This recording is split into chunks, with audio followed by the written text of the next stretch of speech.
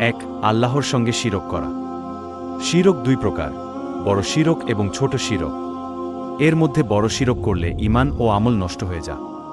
পবিত্র কুরআনে বলা হয়েছে, তোমার প্রতি ও তোমার পূর্ববর্তীদের প্রতি অবশ্যই ওহী হয়েছে, তুমি আল্লাহর সঙ্গে শরিক করলে তোমার কর্ম নিষ্ফল হবে।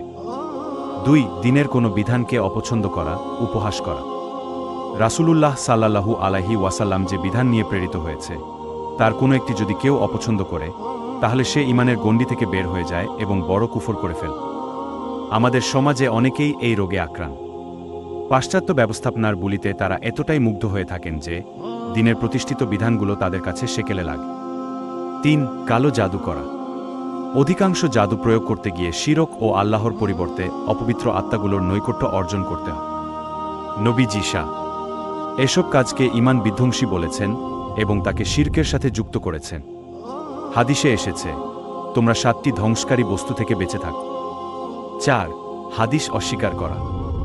বর্তমানে একটি দল বের হয়েছে যারা কুরআন হাদিসকে পারস্পরিক প্রতিদ্বন্দ্বী হিসেবে উপস্থাপন করে কুরআনের বাহ্যিক অর্থ পড়ে নিজেদের মতো বুঝতে চায় এবং তাদের বুঝের সাথে সাংঘর্ষিক এমন সকল বিশুদ্ধ হাদিসকে তারা অস্বীকার করে।